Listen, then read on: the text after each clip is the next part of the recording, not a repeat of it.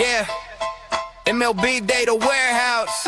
Where the spreadsheets flow and the takes get spicy. John, Tim, Doc, let's go. Welcome to the warehouse. Stats stacked to the ceilings. Exit below's flying. Launch angles got a feeling. Tim in the corner with the prospect report. Reading fan graphs, blurbs like it's soft-core sport. Junior and AA, Tim's losing.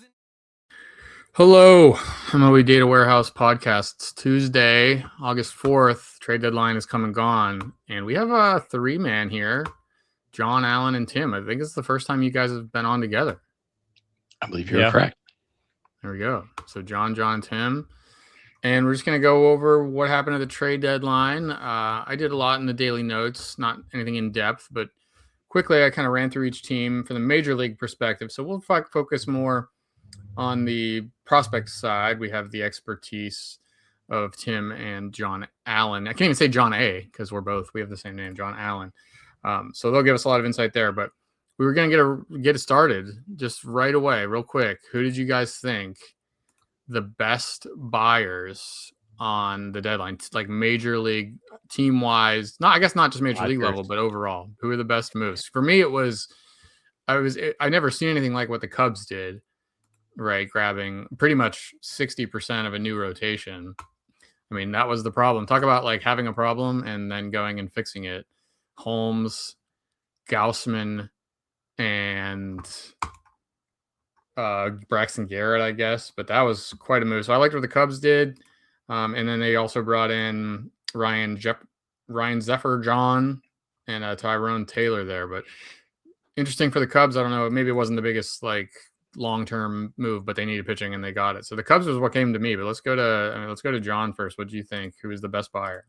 Yeah, I think I'm going to steal Tim's answer. I think it was the Dodgers. They needed to box out the competition for Skubal, and they did it without giving up one of their top 3 or 4, probably top 3 outfielders. So hope is good, but when you got 5 or 6 outfielders in the top 100, as people like to say, you can only play 3 of those guys. So, and they already have 3 pretty good ones in the major league. So I'm not really sure how that was going to work out for them. So yeah, that felt like the number one move there. Who else though? We don't want to talk about the Dodgers. You know? Here we go. I liked what the Dodgers did, but here are some interesting ones. I like what the Twins did because it was completely unexpected. Who expected the Twins after they sold their entire bullpen last year to get it all back, come back and they added Jeff Hoffman, elite closer, AJ Minter, elite lefty setup man, Dean Kramer. Like nobody expected the Twins to buy, and here they are buying in a really kind of like open division still. I kind of like what they did. Pretty interesting because there were rumors that they were going to sell. Everyone's like, oh, the Twins are going to sell Ryan Jeffers. And then instead they're like, no, we're actually going to buy and rebuild our bullpen. And so I think that was kind of fun what the Twins did. So I like that one. And then I also like what the Padres did because the Padres have an awful farm system and they still managed to get Robbie Ray and Casey Mize. So like Preller literally like sold 3 of his top 10 prospects. He is basically you. You are basically him, John, in our MLB Data Warehouse League. Just trade all your prospects for MLB talent every year. You have a new draft. You get more prospects. Just resell them again. Unless your name is Ethan Salas, Preller's going to sell you. And I kind of like how they've had a rough rotation all year. And now they just added 2 really nice starters. And like, they're going to compete. Like they're going to give the Dodgers a run for their money. And like basically any team that's going to be aggressive like that and give the Dodgers a run for their money, I am on board for because somebody has to. I think it's going to be interesting also in the AL Central. I thought the Guardians getting Joe Adell, that was a sneaky good move. Foster Griffin, now they have 5 solid pitchers in their rotation. They can get Slade Ciccone the heck out of there. And the White Sox, they probably got their number 2 pitcher now in Luis Castillo. They didn't give up any of their top prospects to make it happen, and they got rid of a $10 million contract they were going to pay next year to Dominguez, who's just a not very good. And they don't have to pay Castillo either. Like Seattle's going to pay all of it, if I heard that right. I'm completely the opposite. Other way, I think the White Sox are paying Castillo, but then getting rid of Sir Anthony Dominguez allows them to. Yeah, I got that wrong. Yeah. Mm-hmm. Yeah, Cleveland. I thought of them too. Foster Griffin. John mentioned it. I mean, you're right. Like this AL Central. I mean, what's the standings here? White Sox are at 59 wins. Guardians at 57. The Twins are right behind. So it's really, I mean, the Tigers are not too bad, but they're gonna obviously be worse now. So it's White Sox, Guardians, Twins, just 4 games separating them. Made sense for all 3 of those teams to buy. None of them are going to go crazy on it or anything like that. But yeah, Cleveland now, Gavin Williams looks like, I don't know, like if you drafted today for the rest of the season, you take Skubal, you take Mizurowski, and then do you take Gavin Williams? I mean, my goodness. Not that close, but it is pretty tight, but not that close. Top 10 starter, I guess, like kind of barely. I was like 2 years too early on Gavin Williams because 2 years ago I probably had him in like every single dynasty and keeper league I was in. Yeah. So I was like, oh yeah, he looks like Garrett Cole, and that's literally the comp that I threw on him back then. Was I'm like, this guy's going to be Garrett Cole, and then he kind of like Garrett Cole when Cole was with the Pirates. He was a little mid for a couple of years, gets traded to the Astros, and then boom, all of a sudden he becomes the Garrett Cole we know today. So it's like kind of like Garrett Cole. Gavin Williams just took a couple of years to get into the league and make his name. How many teams has Jackson Wolf played for now? That guy gets the Padres have traded him twice. Oh, really? Yeah, somehow he was on the Padres and they traded him, and then maybe the Pirates. They got him back. They traded him to the Pirates, and then now they got him back, and then they traded him again. So and then Nolan Jones too is one. He's been just traded around. It's just like we need someone to play in AAA for us or something like that. There's a lot of names like this. Tommy Pham. I think Tommy Pham has played for a third of the teams in the MLB at this point. Yeah. Nationals, made some sense to sell. I mean, they're having a pretty good season, but it probably wasn't going to happen. They bring in, almost looks like 8 guys or something. I don't know these dudes though. Who did the Nationals get for Foster Griffin and Luis Garcia? Any big name prospects here? No, they got a bunch of bullpen guys, basically. Yeah. It's like in a fantasy trade when somebody gives you 4 guys for 1, they're trying to give you, the amount, not the quality. You're getting the quantity, not the quality. And it's a lot more choices. But I thought the Nationals, after they started off with the Connolly early, Curtis Mead, I was like, wow, they're really going to get some things going here, and they did. Yeah. Well, if it wasn't for Connolly early, I would say they actually would have done the worst job at selling of all the sellers. I'm not a fan of what they did. I don't like the quantity over quality kind of prospect grab because a lot of the time those guys just all fail. It's like I would rather get like 1.5 high-end prospects. Give me like 1 top 10 guy and 1 like top 20 guy than just giving me all of these like relievers who have 1 elite pitch, because basically that's what they did. Like Grable, I don't know how you say his name, but he and Sebert are both like 1 pitch guys. Bird is like a big, I think he's like 6'7", whatever, 26, 27-year-old reliever. Like all these guys are just like relievers, and it's like, okay, they all have 1 elite pitch. They all have a fastball or a sweeper or whatever, like something with crazy movement. And it's like, okay, maybe they did just build a bullpen in 1 deadline, but at the end of the day, like I would rather have like an elite like 1 elite middle of the order piece than 8 relievers. So if you said like 4 months ago, if you said the Nationals would be trading Foster Griffin and Luis Garcia Jr., you'd be like, okay, for what? Like just someone else to take them. But they both, they did a pretty good job flipping some, get the guy in different ways. They've had Garcia, but they get Griffin from overseas and he has a good season and they're able to get something for it. So business wise, buy, sell, it kind of makes some sense. Any other big buyers we wanted to highlight? I know that's maybe more interesting on the selling side. I thought the Pirates, shout out to the Pirates. They're probably not going to get there, but they had one big problem, the 7th, 8th, 9th innings, and they got 4 dudes to come in there and handle that. So they upgraded a lot in the bullpen where they needed. So I had to throw in the Pirates. But anything else I like what they did better than what the Phillies did, in my opinion. And the Red Sox, I guess, they kind of went all for it. And some weird trades, really. Like the Rutschman trade, okay. I actually talked on Prospect One with the Welsh about that in depth. But the Red Sox trade, Orioles trade is kind of weird. They kind of overpaid. I would say. So they just had a very weird, and then they trade Marcelo Mayer, who's like a top 5 pick or whatever, for like nothing. So I don't know, kind of a weird deadline for the Red Sox. They paid Christian Campbell a lot of money. He's still in AAA. Yeah. So I don't know, weird team, what they're doing. How about the AL East overall was a little weird. The Rays, they seem to love to trade with the Marlins. I don't know what that's all about, but they get Liam Hicks to finally be a catcher who can actually hit in the major leagues for the Rays. So that'll be interesting. Obviously, taking a flyer out on Peralta. They traded a bunch of prospects. They're all fairly high prospects, but not top of the line prospects, and they all got their problems. So I didn't really mind what they gave up for Peralta, and then sneaky bullpen ad and Tyler Wells, which, speaking of guys that get traded back, Mike Forret is going back to Baltimore one more time after getting traded away in the Shane Baz deal. And then the Yankees, that was just another weird, I didn't understand the Luis Garcia addition. That doesn't really, they played him at first base last night, so they didn't have to play Goldschmidt, but seems like a really small move. Ben Rice just going to DH or something? I thought maybe Garcia would play second again and Jazz could go to third. You don't want him playing second. Rice is going to a big thing for fantasy is that Rice is going to get catcher eligibility again now for next year. It was kind of looking like he was. No, they said he's going to catch basically. I thought they said he won't. Nah, he's going to be more or less catching. I think at least half the time.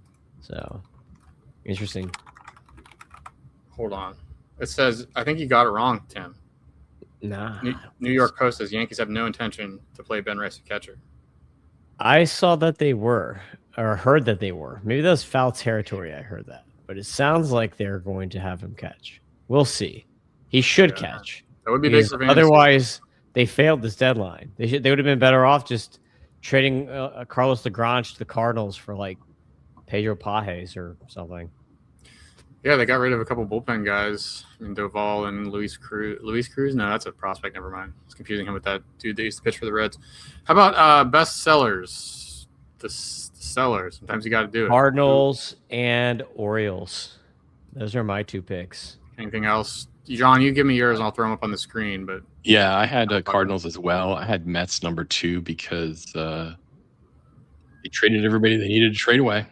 And they got 7 new top 20 prospects as a result, including their new number 1, Jefferson Rojas. So that's a pretty good prospect haul for them. Sure, what did you say, Tim? Cardinals and who?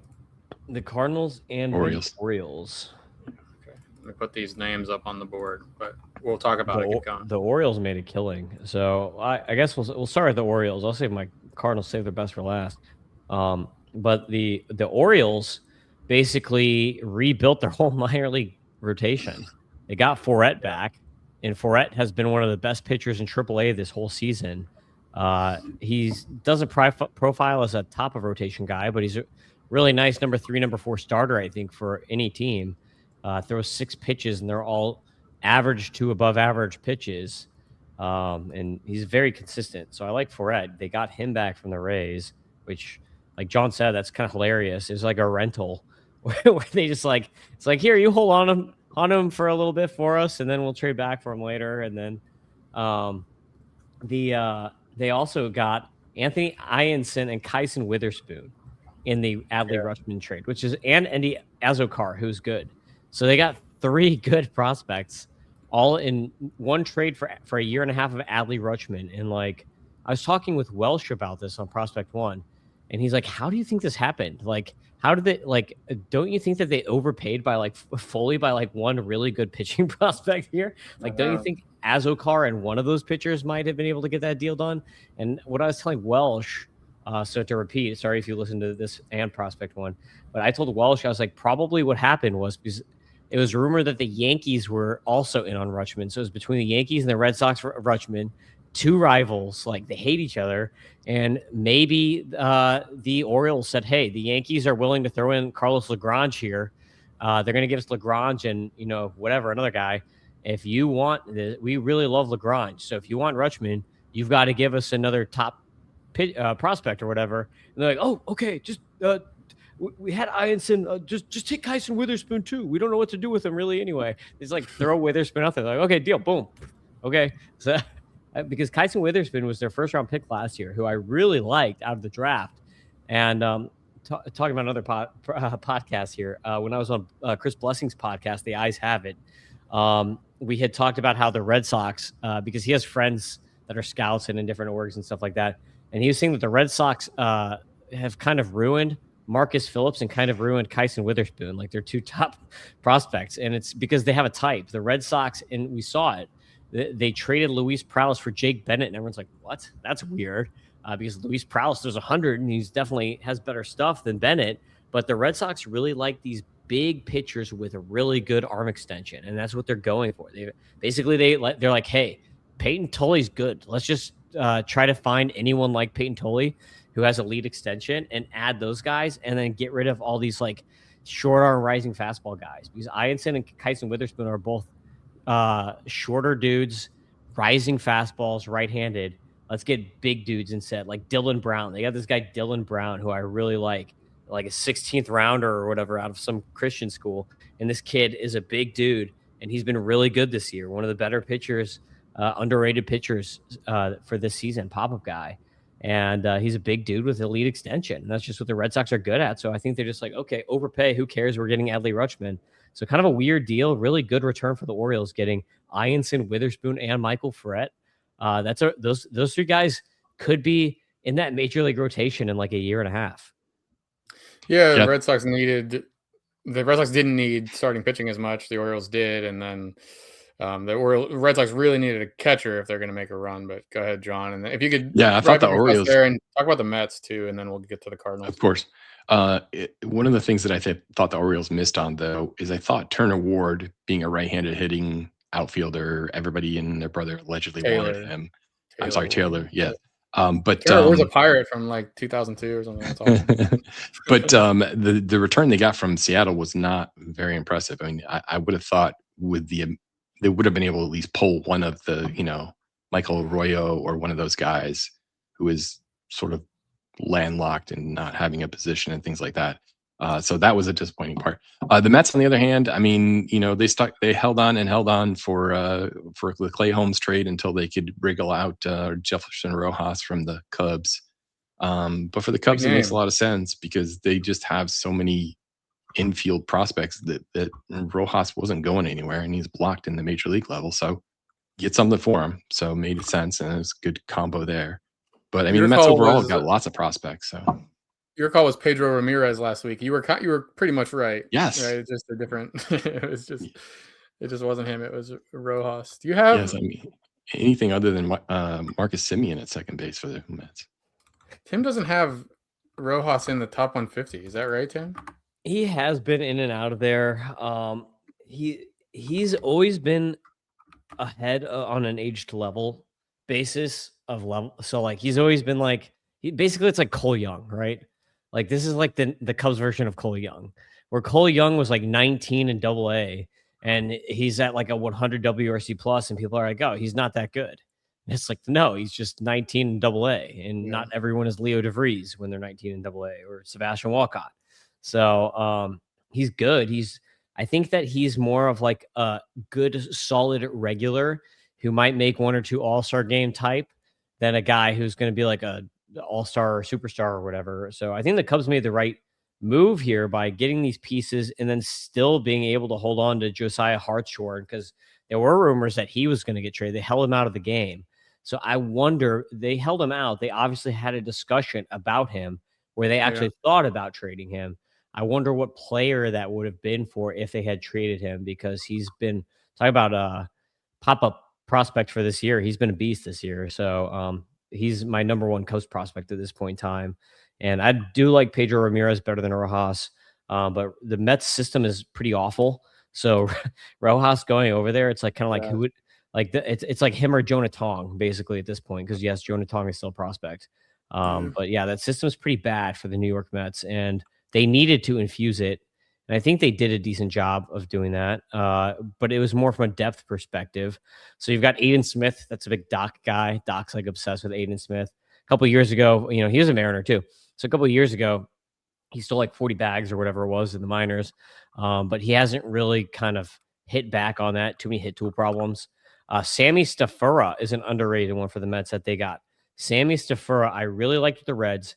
Came over to the Pirates, so he's already been on 3 teams. Which is weird for prospect. Well, the Pirates but traded he's a Brian good Hayes prospect. for him, so I assumed he was terrible. But then he's had No, this he's- huge summer.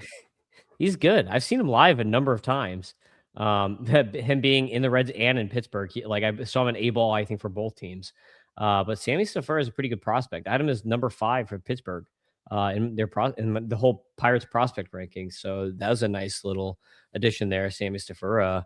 So for them, it's kind of like, okay, let's hope some of these pieces play out. Emilian Petre is boring. Like, I don't like him for fantasy. He's just like a hit tool guy. It's, think of like a Luis Arias type or whatever. Gary Gilhill, who is a guy who's had his moments. So like, he's been good. He's been bad. It'll be interesting to see what the Mets do with him. But Chase McDermott's like, talk about River Ryan. Like, that guy's basically 20. I think he is like 27 now. He's been around for a long time. So they brought a bunch of dudes in. Some of them will probably make the majors. Probably 4 or 5 of those guys will make the majors. I don't necessarily think any of them will become a star, though, out of that group. So they did a good job of filling depth, though, for sure. Yeah. All right. We'll let Tim. Let's go to John to talk about the Cardinals, so we don't get the biased Tim. It really seems like the Cardinals are like listening to Tim's podcast because they just gave Tim all the guys he's been enthralled with. But what did you told think you of Jaime's it? my friend now. I told you I've been friends with him this spring. Yeah, you were harassing him at spring training that one time with your video. I remember that. And, John, talk about the Cardinals, and then we'll let Tim.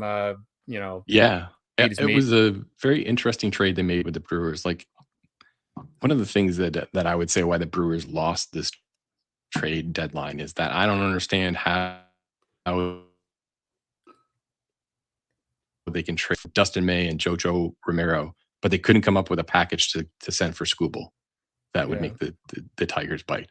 Because those 2 guys are sort of the beginning of a Skubal deal. If, throw one more guy in there, and I think you got it done. I think you might even beat what the Dodgers put together, because Frias, at least this morning, I think he's already number 4 on the list for the Cardinals for their prospects. People are enthralled with him. He's playing really well at low A, but he's 18, as Tim was talking about before. 18 at low A is pretty good for a hitter.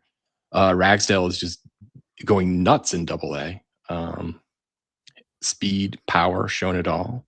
And It's so funny. He was the number 1 on the T10 on Tim's podcast, and he writes the article every week, and then we do a podcast. I never heard of the guy until 24 hours ago, when we were doing the T10, and we were talking about Josiah Ragsdale. And then I go upstairs and sit on the porch and refresh my Twitter feed, and there he is. So that was cool. But keep going. Yeah, I think and a sneaky pickup that they got for Lars Nootbaar, Daniel Egan from the Diamondbacks, I think is a guy who he's one of the big winners, I think, in all of this, because if you're a Diamondbacks prospect pitcher, you got to go through the living hell of AA and AAA for them, because those ballparks are horrible. So he's gonna get out of that nightmare and come over to the Cardinals, and all of a sudden people are going to look at his numbers and they're going to get a lot better because he's not pitching in those places, and I'm sure he's going to shoot right up the rankings right away. Yeah. Good, Tim. And I already had him in the past as a top 100 guy, Daniel Egan. So Because he had brain surgery. Is he the guy that had brain surgery? Yeah, that's the guy that Doc is obsessed with. So Egan has it way over the top arm slot. He's almost like a Trey Savage light. He throws this very similar arsenal, fastball, splitter, curve. Like it's all vertical, right? It's all up and down, which is kind of opposite of a lot of these other Cardinals guys, because the Cardinals are into these like power fastball types right now. And so he's a little bit different arm angle, which will be interesting. It will be hilarious when you see Cooper Jerpy piggyback after Daniel Egan, because Daniel Egan is like way up here, and then Cooper Jerpy is basically touching dirt from the left side. So when we see that piggyback of those 2 arm angles, like basically, Big Ben, clock tower arm angle against like touching dirt left side, it's gonna be fun. But yeah, Daniel Egan I had as like a top 100 pitching prospect in the past. I think he was a top 150 guy last rankings update. He had over a 20% K- walk rate this year. So even though he was having kind of a rougher year compared to last year, he has been pitching in Amarillo, which is like the worst ballpark in AA. So he has like a 5 ERA. It doesn't matter. Like ERAs in the minors, we've said it a number of times, do not matter. By the way, that Sandro Santana guy right there, that guy has a ridiculous sweeper. So he's a reliever. But that's not a piece to be, just forgotten about in this deal here. But Daniel Egan is he's going to be a starter in the major leagues. So like, Lars Nootbaar for a guy who should be a starter in the major leagues a year from now, I think is a pretty good trade for the Cardinals. And then on the Brewers side, we talked about Ragsdale yesterday in the podcast, and Ragsdale, I really like him. I think he's like a 15 to 20 homer guy who can steal 30 bags with a good hit tool and a pretty solid plate approach. I think that I don't think he's going to be a superstar, but I do think he's going to be like a really nice piece when you have all these other guys like Weatherholt and Joshua Baez and Jordan Walker. Like, you don't need him to be a superstar. You just kind of need him to be like a really good player. I think he's going to be a really nice accent player for this team. And I like that move a lot. And I cannot believe that they got Ragsdale and Alexander Frias in that deal. Like, when I saw the deal go through, us Cardinals fans waited like an hour to see what the return was. They announced Dustin May and JoJo to the Brewers, and I just sat there. And Matt Thompson from Prospects Live was chatting with me kind of on Twitter, and I was like, please be Josiah Ragsdale. He's like, yes, I agree. And then like I was kind of thinking in my mind, it would be really cool if it was like Josiah Ragsdale and like Leandros Matos. It was a guy like in the DSL, but I have him quite a bit further down the rankings than Alexander Frias. I did not think that they could get both those guys. The fact that they got both those guys is just a phenomenal return. And to me, that shows that the Brewers made a panic move where they're like, oh, crap, we didn't get Skubal. Like, we didn't get Robbie Ray. We're missing on all these starters. We got to make something happen now. And I feel like and it was really smart of Heim, because Cardinals fans are like, come on, Heim, like, what are you doing? Are you asleep? Like, he wasn't Heim's not doing anything. He's just going to sit here on his hands, whatever. And Cardinals fans were complaining. And then all of a sudden they pull this one out. It's because Heim was patient enough to wait until someone got desperate to meet his asking price. And it was the Brewers getting desperate. And probably if you could talk to anyone in the Brewers org, I bet every single person in that organization would say, yeah, we effed up by not getting Skubal, and we basically had to meet this crazy Heim Bloom demand because we had to do something here. And I think that's what happened. Yeah, the clock's ticking. Amazing deal for the Cardinals. So Dustin May's whatever. He obviously wasn't going to help the Cardinals in their next approach at the playoffs or whatever. What's the contract? Was it multi-year? He's going to be a free agent because basically he has a player option and he's not going to take. It's like a $16 million player option, and he's performed well enough that he's going to probably beat that on the open market. He should get a 3 or 4 year deal, I think. So that makes it even better. 29. So he's been signing these little 1 year deals. I think he did well enough this year that he's going to get like a 4 year deal. So it'd be he proved he could be healthy. Like a 1 year, $16 million deal when he could probably get like 60 or 70 or 80 on a 4 year deal. So yeah, someone probably wanted to see him actually stay healthy for a whole year. And, it's a 4.38 ERA this year for May. It's been a little bit better than that. He's had some really just like unlucky, a couple really blow up starts that have skewed it. He's mostly been good and just doesn't give up home runs. And Brewers will head in. They'll have a chance. Mizurowski and Henderson, very good 1-2. And May will fill in with whoever else they come up with. Anybody else before we're going to talk about like the big name prospects and stuff, but any other teams to highlight here? Among the sellers, I would say the Giants. Anything at all? I would say the Giants did pretty good in terms of sellers. They got rid of pretty much all the guys they could. They got back 5 new, probably top 20 prospects in Henry Lalani. Ramon Marquez was an interesting pull for them from the Phillies. Janiel Hernandez too. So Janiel Hernandez was lighting up the DSL, and they got him from the Padres. So they got basically they get a torch of the Padres with his career now. But yeah, they got some interesting pitchers here. So Ramon Marquez we love, and Ramon Marquez, my comp for him was Logan Webb light. So it's hilarious that Logan Webb will now be tutoring my Logan Webb light here of Ramon Marquez in the system. Yeah, and now the Giants lineup is so bad. I've been looking at that for DFS the last 2 days, and their bottom 5 of the lineup were guys I don't think I had heard of 2 weeks ago. I mean, Yeah, it's bad. The good thing is they have a bunch of 26 and 27-year-old guys, quadruple A guys like Nate Furman who can come up and kind of backfill. yeah. He led off They've got a yesterday. deep system. I was like, who is Nate Furman projecting? Dude, well that guy has a today? 90% contact rate through his entire minor leagues.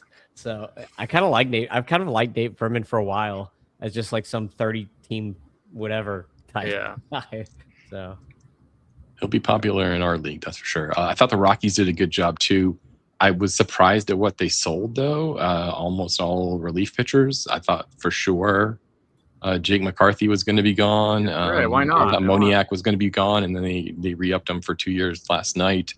But they got very good prospects in return for those pitchers. Are they all hitters? The prospects that they got, Yeah. they got No. a mix. yeah, mix. Mason Adams is a pitcher. When you're the Rockies, you still need pitchers. I mean, you have to pitch the games. You can't just be like, we decide not to pitch. So I guess they need to do that, but it just doesn't work. The Dalton Varsho for Spencer Arrighetti locker room switch was kind of funny.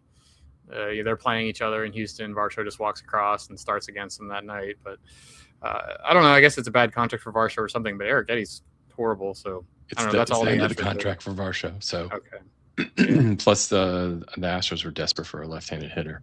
Yeah. And that's sort of, I mean, the Jays are the one team that I thought that sort of fell into the buyers and sellers market. Yeah. Like they were on both sides of the fence there.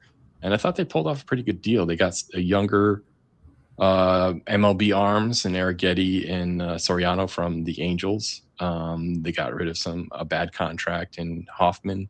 And they got rid of some guys that aren't going to be back anyways. The only questionable move would be the move of their shortstop prospect there, Namala, to the Angels, but they had to give up something, and I think they have enough shortstop. Just, Jojo Parker, is he still a shortstop? Maybe, probably not, third baseman, but I don't think shortstop was something they were dying to keep. Okay. Well, let's talk about the top prospects, but let's recap that. The best team, who won the trade deadline? Throw the team names out. We said Cubs. We like the Cardinals. Dodgers, Guardians, White Sox, maybe the Rays, Orioles. Twins. Okay. And who lost? Who Loser, lost? Brewers. Yeah, definitely the Brewers. The Rangers, that was a strange Braves. one. The Braves by like Braves. not doing anything. It was very Yeah. weird. The Braves Yeah. needed pitching and they like didn't add anybody.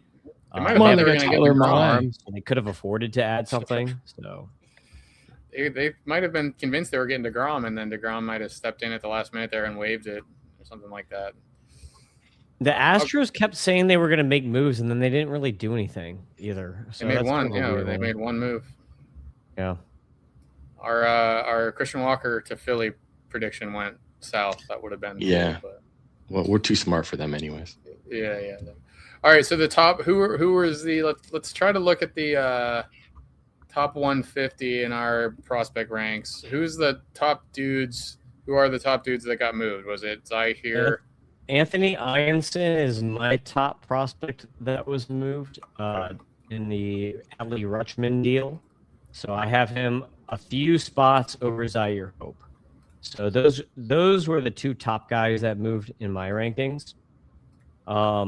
Anthony Ianson, obviously pop-up guy this year. Right, I was gonna Was say. a command guy in college, added like 4 miles per hour to his fastball this year.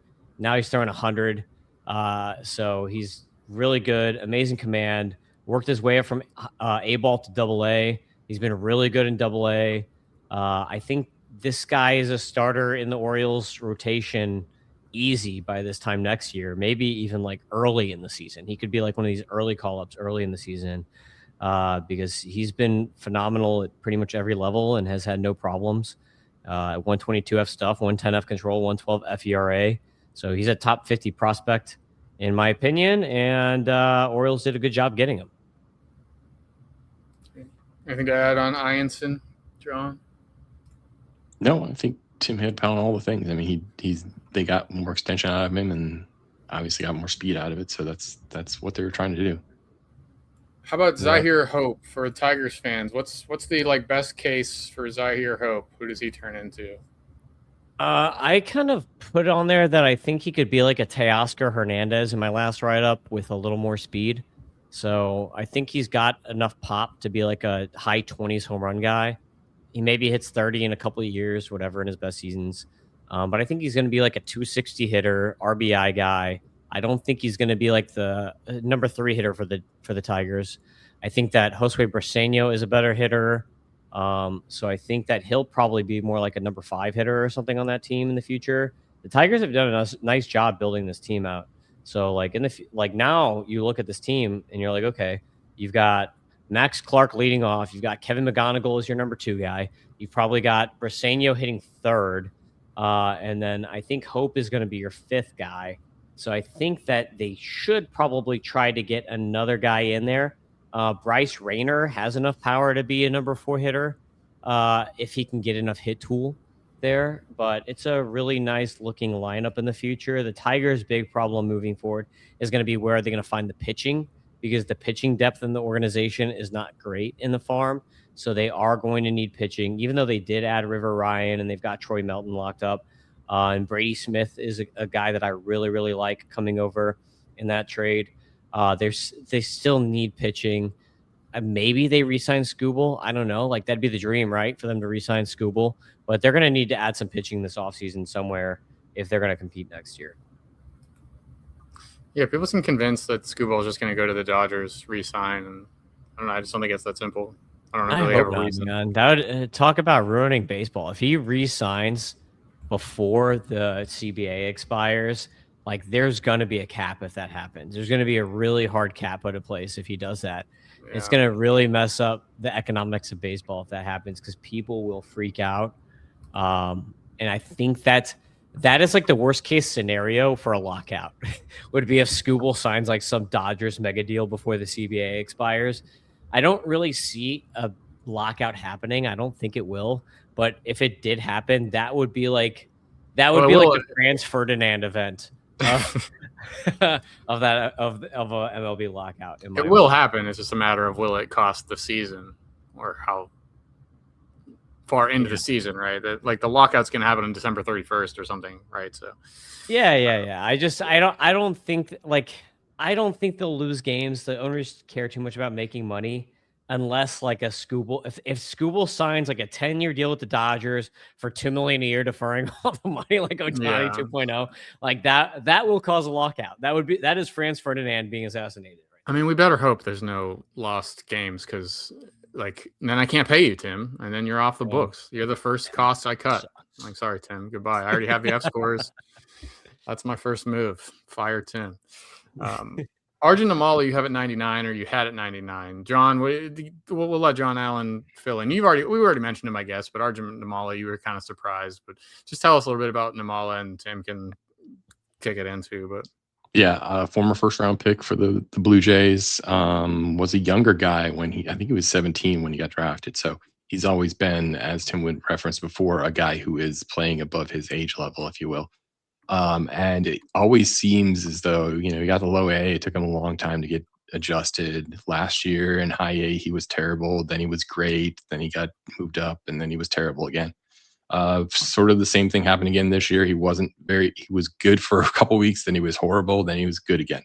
So it's hard to tell. I think the hit tool probably is the piece that's going to be the bigger question. People say he's got lots of power. Haven't really seen that translated into all the games that he's played. But he's an interesting shortstop prospect. Probably defensively, he's definitely a shortstop. So it's not like he's going to have to get moved. But who knows what the Angels are going to do? Yeah, Neto's not a very good defender, but they didn't move him, so you got something going on there. Anything to add there, Tim? Yeah, Namala, I saw him this year, and I will tell you, I do really like his swing. Remember, this kid was like a cricket player before he came over, so he may take even though he's 20 years old in AA, he may take longer to develop. I think ultimately he's going to be really good. He's got a 148 extra base hit plus, so this guy can get to extra base hit power. I think he needs to focus less on hitting home runs and more on hitting doubles. Moving to the West Coast is only going to help him because Obviously, now he gets to play in like PCL and stuff like that. Yeah. So in a couple of years, we might be seeing Arjun Amala in the PCL and AAA with like 30 homers, shortstop, and be like, "Whoa, look at him! He's amazing, top 10 prospect, whatever." So like, I would not be shocked to see that in the future. So just keep that in mind. But I did really like the swing when I saw him, and I think he's just going to take a little bit longer to develop. But you kind of passed some guys here, John. We got Kyson Witherspoon ranked ahead of him in my rankings. I was finishing the hitters there. Now I'm looking at the pitchers. Okay. Dason Hill. You have Ianson as number 45 overall. That's your top pitcher that was moved, and then Witherspoon. But we did kind of cover both of those pretty well. Yeah, I just think that Witherspoon moving is a good thing. I just want to mention this because, like I said, the Red Sox development, the way they develop guys, is not really. It doesn't really play into what he does best, which is like he has like a really high induced vertical break fastball, and he has a low release point. And the Red Sox focused on extension, not really on like low release points with vert playing up. So I think that it'll only help him moving to another organization where hopefully they don't tinker with him and be like, "Yo, dude, you're awesome in Oklahoma. Just go back to doing what you were doing there." I think that can only help him. And kind of like Dason Hill moving from the Twins is maybe another thing where it's like he's just had really rough command mechanics in the Twins organization. And I will say that even though the Twins had Zebby Matthews come up, who was like a high command guy, I don't necessarily think the Twins are great at developing pitching. Like a lot of their really good pitchers were developed in other organizations. Like Joe Ryan was developed in the Rays organization and was basically a finished product when he came over. Pablo Lopez was developed in the Miami Marlins organization, which is really good at developing pitchers. And they're both high command guys, but they weren't developed in this org.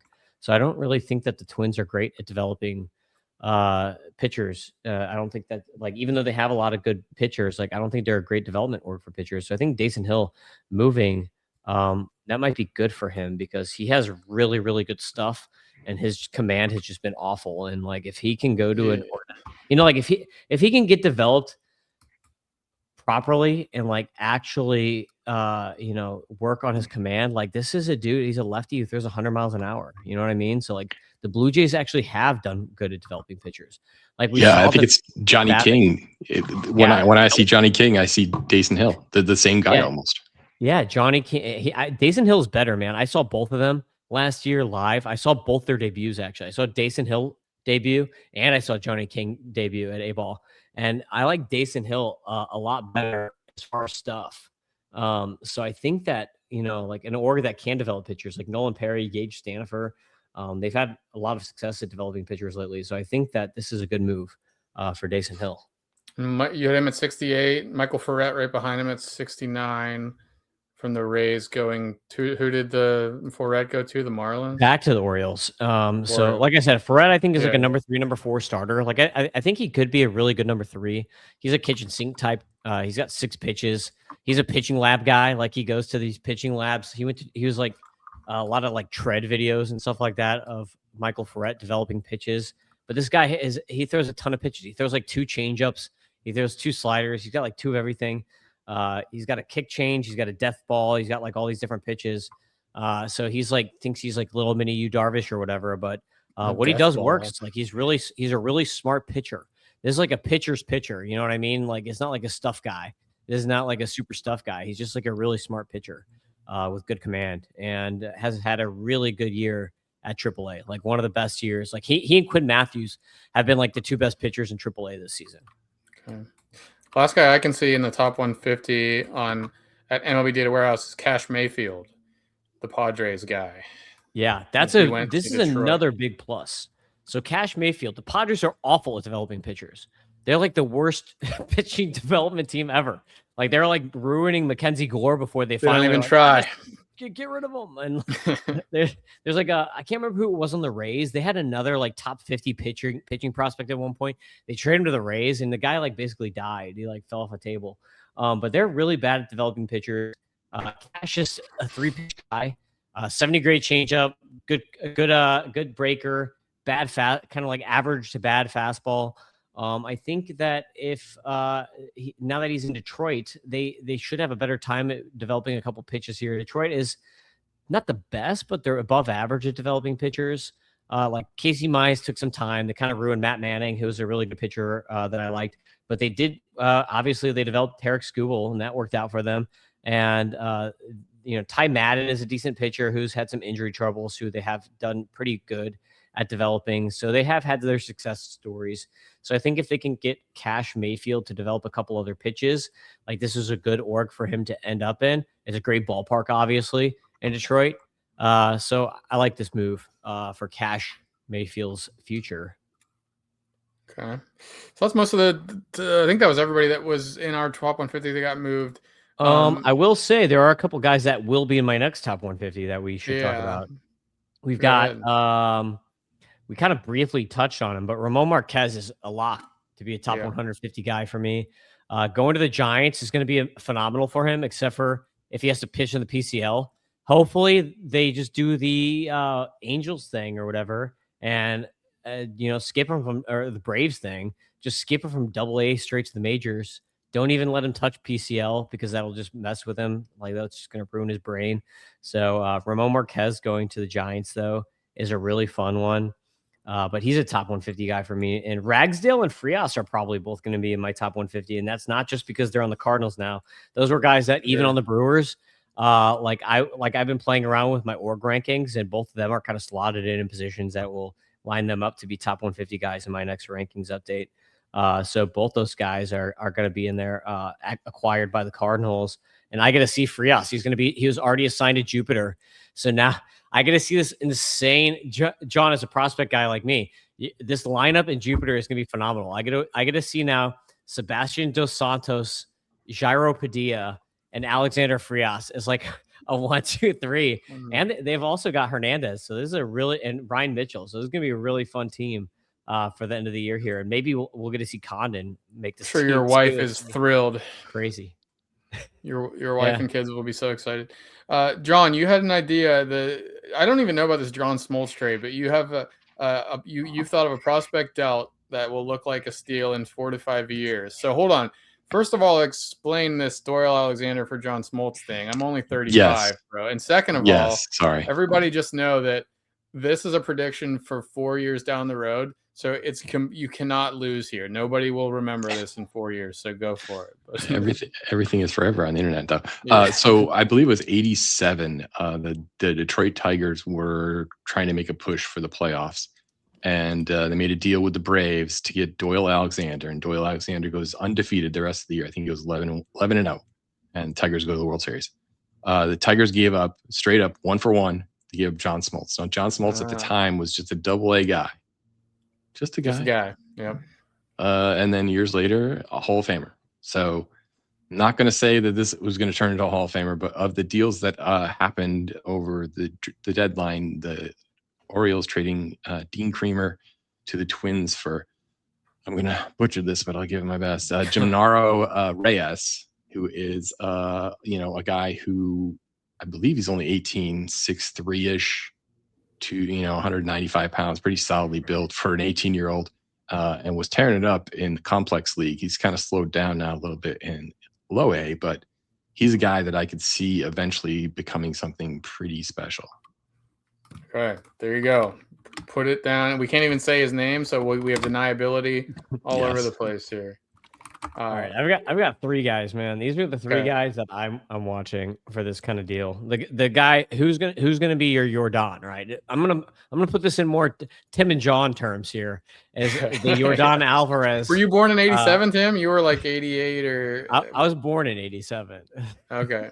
All right. So Jordan Alvarez getting traded from the Dodgers, which that would have sucked if Jordan was still on that team. That would have just been awful. But Jordan Alvarez getting traded. It's going to be Alexander Frias is going to be one. 18-year-old who hits 117 miles per hour exit velocity. That's going to look bad for the Brewers in the future. Janiel Hernandez going across division one to the Giants. That's going to look bad for the Padres. Preller probably won't be there, so he probably won't care in 5 years. But I think now it's going to look bad. And then Brady Smith going from the Dodgers to the Tigers. I really, really like Brady Smith. His changeup is chef's kiss. Like his changeup is ridiculous. Just anyone go on YouTube or whatever, or X or whatever, and look up Brady Smith throwing that changeup. It's a sick pitch. I like Brady Smith a lot. 3rd round pick that the Dodgers picked out of high school, and the Dodgers are smart. And when they picked him out of high school, he needed Tommy John. That's the only reason he even dropped in the 3rd round. They convinced him to sign. They gave him a nice enough bonus that he signed, and he's finally coming into form. This was a really nice get by the Tigers. I think that it's an underrated get, Brady Smith, because everyone's kind of just blowing that off, and they're like, Zaire Hope and River Ryan and some other guy. Right. Brady Smith, as that some other guy, very well could end up being the best piece in the whole deal. So like those are the 3 names that I would watch out for to be like, whoa, like this guy was traded for whatever, like Alexander Frias traded for Jojo Romero. Like, is Jojo Romero the one that netted Frias in that deal? It's kind of funny if it is. So those are the 3 names that I'd look for. Let's do something real quick before the end. Like 12 teams, standard redraft, league impact. And what pops? I mean, we didn't think about this before. Obviously, top of my mind is Luke Weaver, probably getting saves for the Pirates. But anybody else that stands out as like someone to go add or that you feel good about having after the deadline? I think it'll be interesting to see where the Guardians fit in Joe Adell. I think he should be a starter like all the time, not a platoon guy. So, but we'll see because they do some funky things. But if he is a guy that's starting every day, I kind of like him in that lineup. They could use a little more power. And for some reason, their home ballpark plays well for left-handed power. So not going to help, obviously, for Joe, but is a good for Foster Griffin, right? A little park upgrade for Griffin, but I mean, anything would almost be a better upgrade than pitching at Nationals Park. That's for sure. This is the best move for any particular player for redraft and even for future. Elliot Ramos, the Giants for right-handed home run have a park factor of 78. It's the 2nd worst in baseball to the Cardinals, and the Yankees are the 3rd best for righty power at 117. So he's literally going from like one of the very worst ballparks for righty power to one of the very best. So Elliot Ramos making a huge ballpark upgrade for power. That's for home run park factor. Even for just regular park factor, that's good. But for his power, like he's a home run hitter. Available. Like, this could be like a 35 homer bat now. So like that was really good move by the Yankees. So Elliot Ramos, game 10, go get him. 10-team redraft, Ramos or McCarthy? Oh, Ramos. And then here's another Ramos, one. Max Clark. This is for my team. This is very important. Oh, for this year, Ramos. Ramos or Jackson Merrill? Jackson Merrill. He's so should I cut? I guess I'm asking, should I cut McCarthy or Max Clark? For Ramos, cut McCarthy. Max you Clark. Agree, John? I don't know. One of the things that's interesting about the home ballpark things, and obviously I've been doing the park factor thing, is that if I look at the Yankees hitting at home, like I don't necessarily think of right-handers as being a place where you're going to, like left-handers definitely is a natural for the Yankee Stadium. You're going to be able to pull down line. But if you have Aaron Judge as one of your right-handed hitters, well, you're going to have a lot of home runs. So it's one of those things where statistics love to lie to you sometimes, and sometimes that's what happens. Ramos, I'll be interested to see how he fits in the outfield. I mean, they had to drop Dominguez down to the minors in order to get him in. And outfield didn't seem like it was a position that they needed help with, and I didn't really understand that move at all. Plays Bellinger or something. Here's another one that I really like is Lars Nootbaar going to the Diamondbacks.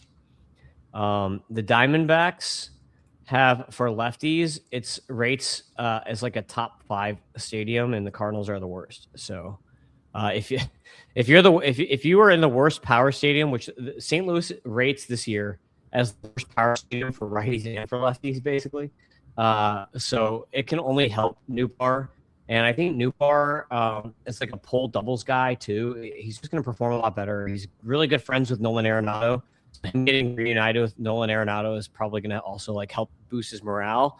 So I think Nootbaar could be a sneaky ad who's probably available in most leagues because he's been kind of lackluster. He's been a little bit mid this year. He could go from mid to being an above average player. So if you're in a 5 outfielder league, maybe Lars Nootbaar was like a bench guy for you, and now he's maybe like a number 4 outfielder for you.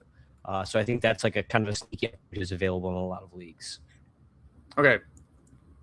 2 more minutes. Hector Rodriguez got called up, not trade deadline relevant, but 2 call-ups, Hector Rodriguez and George Lombard. Either of those guys should be added in like a hypothetical 12-team redraft league. Hector Rodriguez all day. Lombard, unless you're in a points league, I think he's going to be kind of irrelevant. Lombard has had a tough time getting to power. Talk about, again, another guy who's been young for the level. He's going to go through some Cole Young type things as like a OBP friendly player who probably will not hit for very much power when he first comes up. So I like Lombard if you're in a points league only for 12 teamers. If you're in a 15 teamer and you need a middle infielder, sure, go get Lombard. But for like 12 teamers without middle infield spot, like unless you're in a points league, I wouldn't even bother. But Hector Rodriguez in pretty much every league I think is going to play because he already had a really good hit tool, and now his power, like he was like a 106 something 90th percentile power this year. So he's now become like a high 20s outfield home run outfielder, I think. And he's playing in Great American Small Park, and the team needs more help. So he could be hitting 5th, 6th in this lineup by the end of the year. Or, I mean, I don't know. What else you got? He has Ellie and Sal really to look forward to the Reds. So maybe he's hitting even higher in the order with a good hit tool, a 60 grade hit tool, and maybe 60 grade power at this point. John? Yeah, I agree. Hector Rodriguez definitely is a buy. Lombard, I have a lot of concerns. It feels like they're running down the Volpe road again, where they're bringing up a guy too soon, too fast. They're going to put too much pressure on him, and he's going to have to start. This is just crazy pants. They didn't obviously learn anything from the Volpe thing at all. Yeah, the difference is different type of hitter. Volpe was like all tools, like power and speed. And Lombard is more like hit and plate approach first type guy. So I think that Lombard is going to kind of hold his own. I don't think he's going to completely sink like Volpe, but I just don't think for fantasy he's going to really do anything good for you unless you're in a points league, because he is probably going to walk a lot. Maybe he'll get a lot of singles, but like I don't think he's going to hit many homers. He's not going to do much damage. He's going to be kind of boring. He's going to be basically Cole Young. Like he's going to be hitting like 9th. So it's like I don't really know what he's going to do for you from a fantasy perspective. So like unless you are like 15 teamer and you're desperate for a middle infield guy, or unless you're in a points league, I just like in a regular 12 team Cats league, I don't think he's going to do anything for you. Yeah. Cool. Okay. That'll do it. That's our trade deadline recap. A lot of fun. Thanks for hopping on, boys. Good to have 3 people here. It's always more fun. So that's it for us. We'll be back with whatever we're back with next time. Peace out.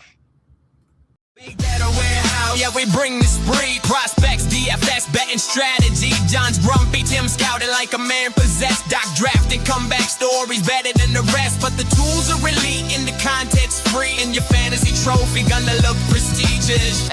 ML.